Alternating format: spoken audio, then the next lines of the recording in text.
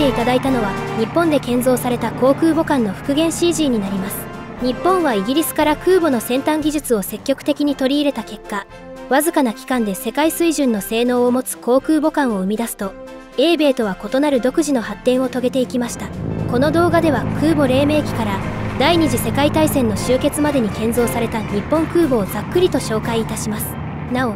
年代を合わせているわけではありませんのでご理解ください。宝生は日本が建造した初の航空母艦で、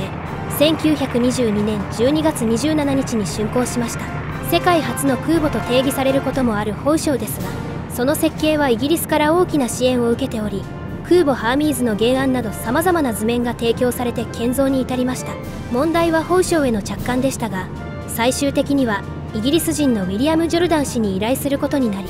見事着艦に成功を果たすと高額な報酬が支払われたようです。宝生は水上規模艦の設計の面影を残していた以外に、非等式の煙突や前に傾斜した飛行甲板など、黎明期の空母らしい独特な設計が随所に見られますが、船の右側に設置された小さめの艦橋など、後の空母との共通点も多く見られます。宝生は戦闘用の空母というよりは、航空機や空母としての艦の運用など、様々なデータを提供する実験艦的な扱いで活動し、日本空母の発達に大きな功績を残しました。対米戦開戦時にはすでに旧式の航空母艦であったため、ミッドウェー海戦の出撃を最後に第一線から退き、後方で練習空母として運用されることになりました。宝生は終戦時に稼働可能な数少ない空母で、戦後は福音輸送に使用された後、1947年に解体されました。龍城は1933年5月9日に竣工した小型空母で、軍縮条約対象外の空母補助艦として整備される計画でしたが、その後締結されたロンドン軍縮条約で航空母艦に定義されてしまったことで、急遽航空機48機を搭載可能な空母として再設計が行われることになりました。しかし、小型の巡洋艦に近い船体に格納庫を搭載したため、逆三角形の違法建築のような姿になり、最新技術を投じても復元性不足であることは否めませんでした。その後、復元性に起因する事故が起きた影響で、龍城も最終的にある程度安定した姿に改装されることになりました。ただ龍城は仕様が特殊で、航空偽装のノウハウについては後の小型空母の設計に生かすことはできなかったようです。船としては傑作とは言えない龍城でしたが、搭載機数の多さから現場からは意外にも好評で、広角砲で敵の輸送船を撃沈するなど勇ましいエピソードも多く残しています。長きにわたり活躍した龍城でしたが、第二次ソロモン海戦で敵艦載機の猛攻を受けて沈没してしまいました。航空母艦赤城はもともと巡洋戦艦として設計されましたが、ワシントン軍縮条約に基づき空母に改装され、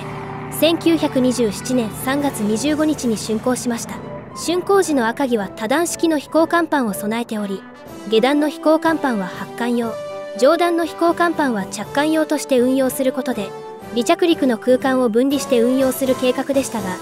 艦載機の重量が大きくなったことで実現できず、また新設計の湾曲煙突は周辺の窓を開けられず劣悪な居住性のため、赤城は水兵から人殺し長屋とも呼ばれてしまったそうです。しかし加賀の方がより設計の問題が大きかったため、赤城の改装が完了したのは1938年秋頃までずれ込んでしまいます。さらに加賀の改装に予算を使いすぎてしまった影響で、赤城の改装工事は徹底されず、三段空母時代の飛行甲板の上に新たな飛行甲板が増設されているなど、極めて複雑な構造を持つ空母になってしまいました。このため赤城の搭載機数は63機から75機にとどまり、80機以上の搭載機を運用できた加賀に比べてやや少なかったようです。赤城は重量の配分や艦首方向からの着艦を想定したことで、船の左側に艦橋を備えましたが、この配置は気流の乱れを発生させるなど、搭乗員からの評判は悪かったようです。対空兵器も旧式化していた赤城でしたが、日本の機動部隊を代表する空母であることに違いはなく、開戦以降は機動部隊の旗艦として大活躍を果たします。しかしミッドウェー海戦で大破炎上、栄光も諦められたことで自沈処分となってしまいました。航空母艦加賀はもともとは戦艦として建造が始められましたが、軍縮条約の締結により廃艦が決定してしまいます。しかし関東大震災により空母に改装予定だった巡洋戦艦の天城が大破したことで、代わりに加賀が空母へと改装されることになりました。1928年3月31日に竣工した加賀は赤城と同様に3段式の飛行甲板が備えられていただけでなく、航空機を阻害する排煙の影響を減らすために巨大な誘導煙突を備えていました。しかしこの設計は良いところが一つもなく、劣悪な居住性から海鷲の焼き鳥製造機という呼び名が付けられたという話も存在します。このため速やかな改装が求められた結果、加賀の性能は大幅に改善され、最大搭載機数102機という日本空母で最大の航空機運用能力を持つ空母に生まれ変わりました。実際の作戦でも常用81機を運用しており、空母としての能力は赤城よりも加賀の方が上だったと言えるでしょう。加賀の速力は空母としては物足りないものでしたが、船の動揺が少ないという長所も合わさり、日本機動部隊の主力を担います。実戦でも第一次上海事変で日本空母として初めての艦載機の喪失や敵機の撃墜を経験しました。開戦後は赤城と共に活躍を果たしますが、ミッドウェー海戦で大型爆弾4発を受けて大破、格納庫に散らばっていた爆弾や魚雷が次々に誘爆したことで大火災が発生、壮絶な最後を遂げることになってしまいました。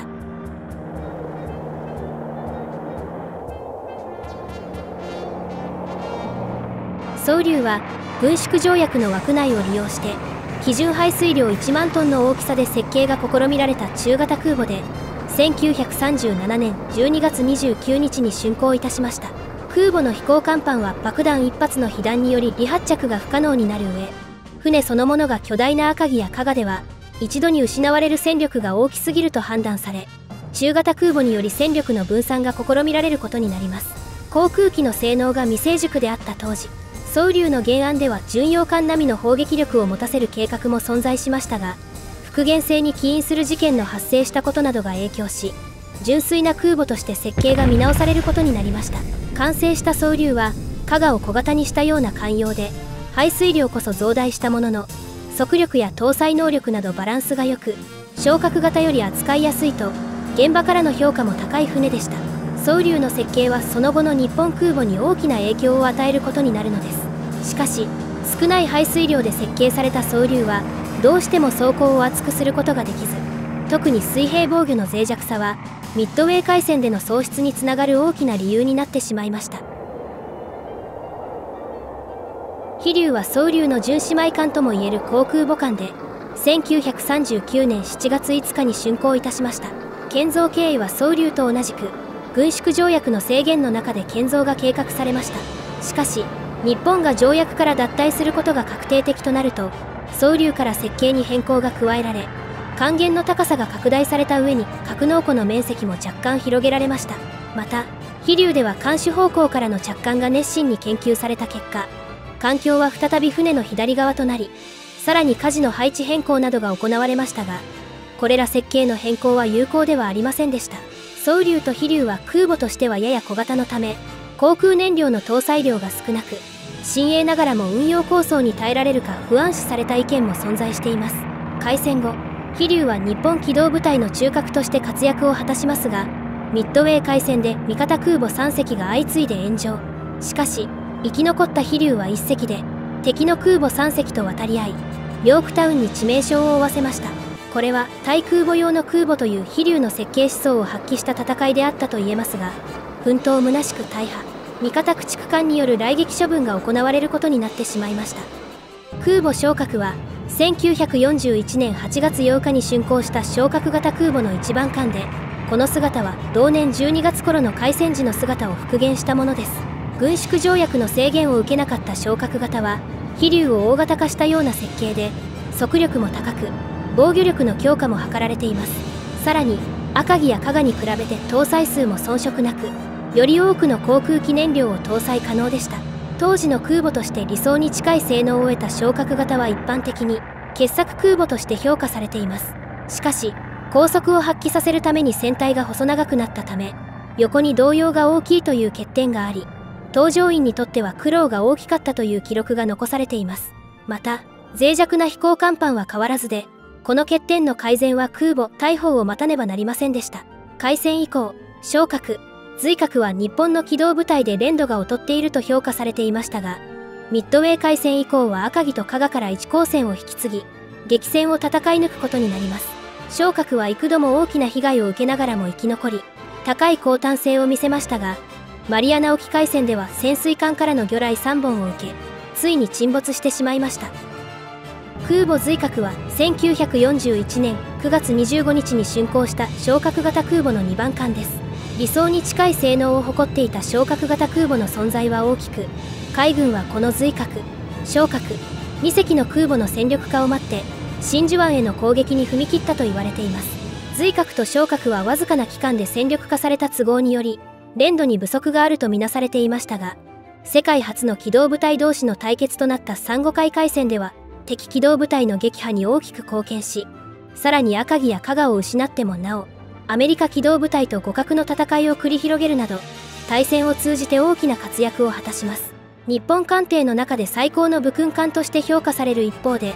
姉妹艦の昇格がたびたび被害を受ける中、随閣はほとんど被弾がなかったという幸運にも恵まれました。しかしマリアナ沖海戦では戦力で大きな差をつけられて敗北を喫すると、最後の出撃はおとりとして敵機動部隊を引きつけるために出撃しました。この映像での随閣の姿は最後の出撃となった遠賀岬沖海戦時の姿で、緑色を基調とした対潜水艦用の塗装が施され、飛行甲板には独特な迷彩が施されていました。また噴進砲というロケットランチャーに近い兵装も搭載され、対空兵器が大幅に強化されています。随閣は最後の任務であるおとりとしての役割も全うしましたが、多数の被弾により航行不能となり、乗員の体感を見守った後に沈没したのです。随閣の最後の様子は当時の写真に残され、その姿を現在に伝えています。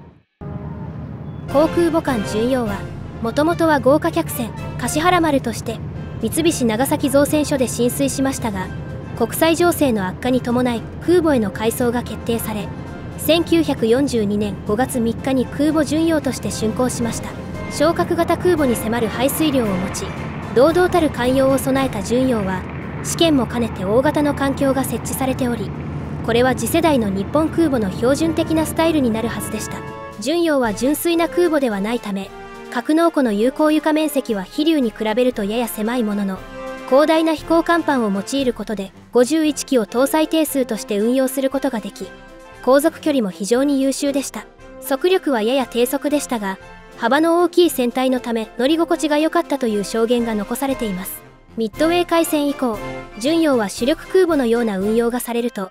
南太平洋海戦で空母ホーネットの撃沈に貢献し、第3次ソロモン海戦では唯一の空母として活動するなど、正規空母に劣らぬ活躍を果たします。敗北に終わったマリアナ沖海戦も生き抜いた巡洋でしたが、1944年12月9日にアメリカ潜水艦からの魚雷攻撃により大破。その後完全に修理されることはなく、終戦を迎えました。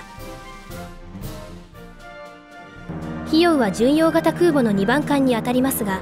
建造番号では飛陽の方が先のため、飛陽型航空母艦と呼称されることもあります。飛陽も貨客船出雲丸として建造が計画されていましたが、巡洋と同じく有事の際の空母へ改装されることを条件に政府から助成を受け建造に至っています。そしてアメリカとの緊張関係が増していくと、出雲丸は海軍へ買い上げられ、1942年7月31日に航空母艦として竣工します。飛陽と巡洋は設計図での違いは見られないものの、飛陽は飛行甲板に丸みがつけられていたという定説があり、装備面でも若干の違いが存在しています。また内装は巡洋よりも軍艦的であったと言われています。主力空母に準ずる性能があった飛陽でしたが、トイレの逆流が頻発したという不具合の証言が残されており、工事を行っても残念ながら下士官と艦長室のトイレは治らなかったようです。飛陽は戦訓を踏まえて徹底したダメージコントロール処理がされ、木製品を徹底的に撤去するなど、その手腕は他の艦の手本ともなったとされていますが、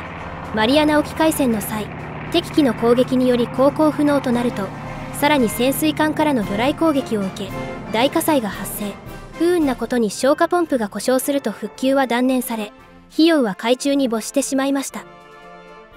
随砲型空母は高速給油艦として設計されましたが、潜水母艦に変更になり、後に航空母艦へ改装された経緯のある船で、昭和15年1940年12月に竣工いたしました。また戦後の書籍では小砲型空母と分類される場合もあります。一見すると環境がない空母に見える随砲型ですが、環境は船体と飛行甲板の間に存在しています。このような空母を平甲板型空母と呼び、甲板全体を有効に活用できるという長所がある反面、視界が悪いという欠点がありました。このため艦の側面に見張り所を設けて、羅針環境にいる乗員と連携を行いながら操艦や戦闘指揮を行う必要がありましたが、最終時の随砲は飛行甲板がさらに延長されています。大型空母を補佐するという役割のあった随砲型でしたが、砲掌の旧式化により艦隊を護衛する役割を与えられます。しかし開戦後しばらくした1942年5月7日、姉妹艦の小砲は輸送船団の護衛任務中に敵艦載機からの攻撃を受け、魚雷7本、爆弾13発を受けて沈没。日本の空母で初の喪失艦となってしまいました。随砲はミッドウェー海戦以降、機動部隊の中核として運用され続け、激戦を戦い抜きますが、1944年10月の遠賀の岬沖海戦でおとりとしての任務を全うして沈没してしまいました。最終時の随砲は飛行甲板に独特の明細が施されており、艦の識別のための図砲という文字が飛行甲板に描かれ、当時の写真でも確認できます。航空母艦龍鳳はもともと潜水母艦大鯨として竣工しましたが、ディーゼル機関は不調続きな上に最大速力は15ノット程度しか出せない状態で、空母階装の優先順位は随砲よりも低いものでした。このため大鯨を空母に改装する決定は戦争直前の時期までずれ込みます。改装は不調だったディーゼル機関を取り除いて駆逐艦用のタービンに換装するという大規模なものでしたが、日本本土への初めての空襲となったドゥーリトル空襲により爆弾を被弾。この被害により改装工事はさらに遅れることになってしまいました。1942年11月30日、龍鳳はようやく空母として生まれ変わると、輸送任務や訓練に従事しましたが、海戦の参加は1944年6月のマリアナ沖海戦が初めてで、同時に最後の海戦の参加になりました。その後は輸送任務などに従事すると、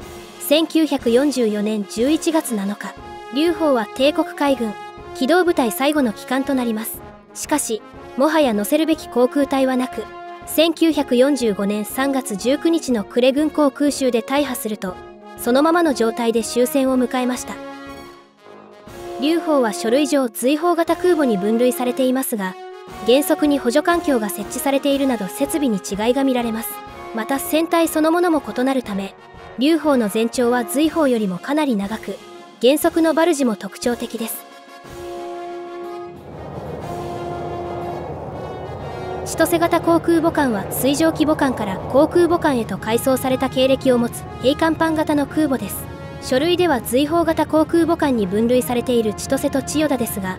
巡洋艦型の随砲に比べてずんぐりとした高い艦限を持っています。千歳と千代田の機関は水上機母艦時代のものが使用されたため、ディーゼルと蒸気タービンのハイブリッド機関が採用されており、日本空母最長の航続距離を発揮しました。しかし騒音がひどいことは乗員にとって大きな悩みの種だったようです。千歳型はもともと超小型潜水艦である高標的を運用する前提の設計であったため、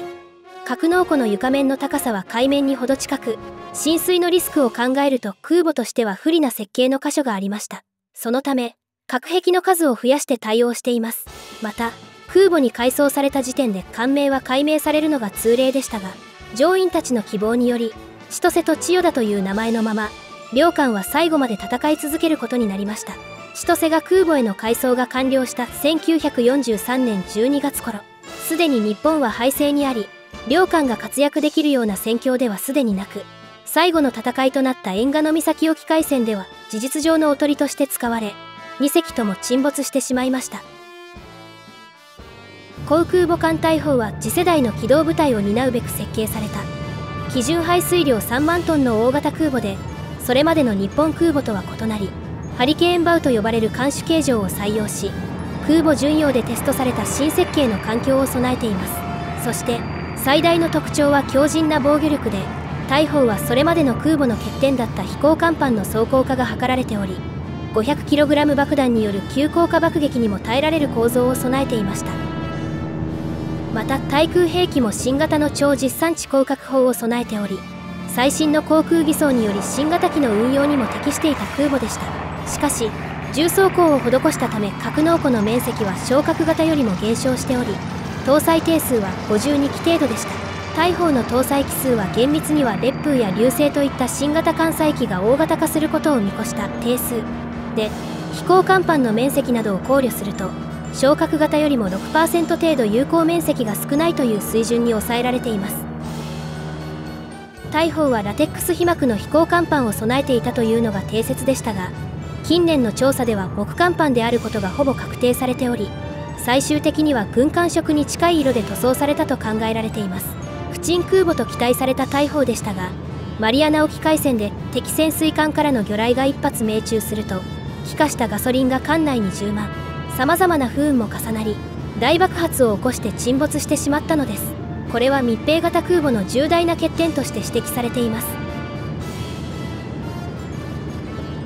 雲龍型空母はミッドウェー海戦の敗北の穴を埋めるべく大量建造が計画された中型の空母です。雲龍型の基本設計は飛龍をベースとしながら戦訓を踏まえて設計の最適化が行われており、新型艦載機の運用能力を確保していました。さらに戦訓を反映したダメージコントロールの発展により飛龍よりも沈みづらい船でしたが、装甲の強化などは基本的に行われず防御面で不安を残す設計でした。さらに雲龍型の計画建造数は戦争の進展に従って減少していくと、結局竣工したのは雲龍、天城、葛城の3隻にとどまってしまいます。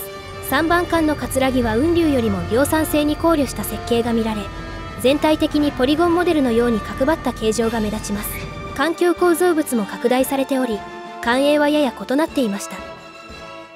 ただ葛城は後期の都合で駆逐艦用の機関を搭載したことで雲龍よりも約2ノット低い速力にとどまっています。天城と葛城は完成までに1年10ヶ月という速さで竣工に至りましたが、すでに戦況は絶望的な状態で雲龍型空母が海戦に参加する機会は訪れませんでした。一時は特攻作戦への投入が検討されましたが、これも中止となり、雲龍は1944年12月19日に米潜水艦の攻撃を受けて沈没してしまいます。残された天城と葛城は燃料不足によって動けず、天城は空襲で大きな被害を受けてしまいます。葛城は終戦後も稼働可能な貴重な大型艦で福音船として運用されることになりました。福音船となった葛城は甲板の被害の修復も終えずに南方を行き来し、多くの将兵を日本本土へ送り届けるという活躍を果たします。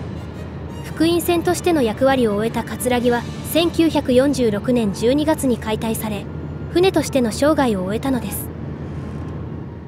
1940年に東京オリンピックの開催を控えていた日本では、海外からの観光客を呼び込むために大量の大型客船を必要としており、こうして建造されたのが空母大洋の前身でもある新田丸級貨客船でした。新田丸、八幡丸、春日丸の3隻は保有会社の日本郵船の愛称である NYK にちなんだもので、擬人化したイラストも残されています。一方で3隻は有事の際に空母へ改装することを考慮した上で、政府より助成を受けて建造に至っており、国際情勢の悪化によるオリンピック事業の中止、さらにアメリカとの開戦が現実的なものになると海軍に買い上げられ徴用されてしまいます。1941年9月5日に竣工した太陽は、機関の換装が行われず低速なため、空母としての能力は限定的であり、主に航空機の輸送任務で活躍しました。そして前線の交代とともに、輸送船団の護衛に太陽型空母が投入されると一定の活躍を果たします。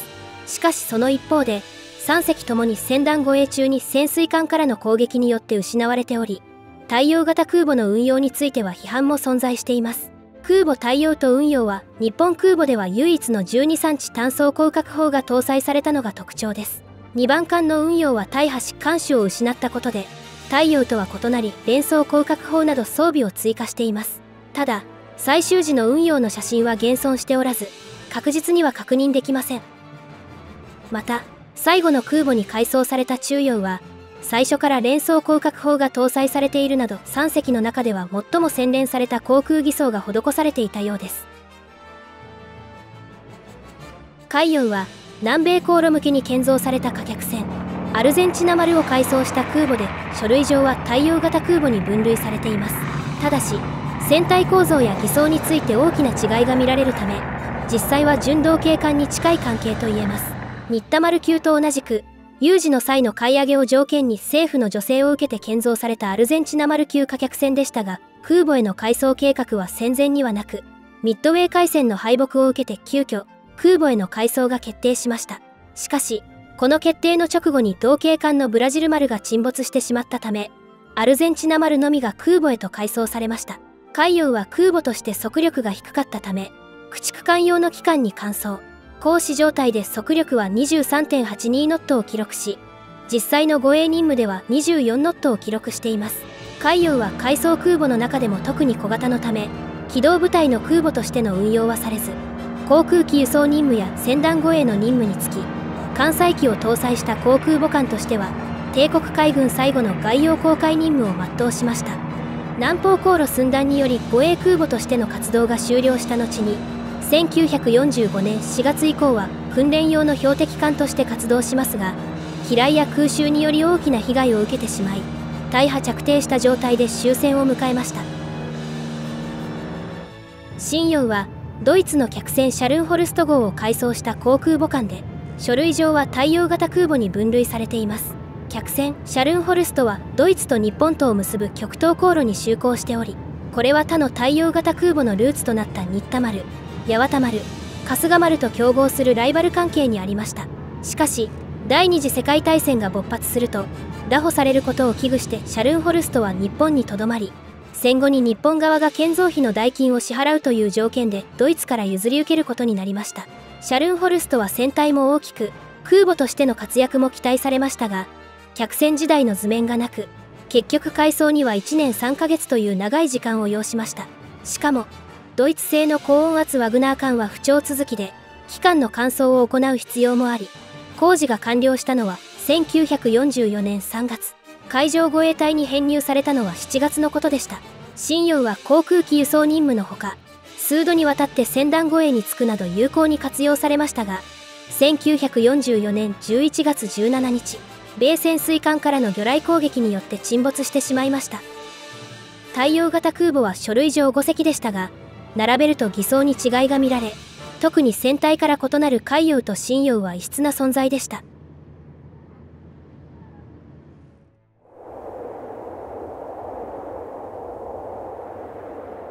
航空母艦信濃は大和型戦艦3番艦から改造された排水量6万トンを超える超大型航空母艦で、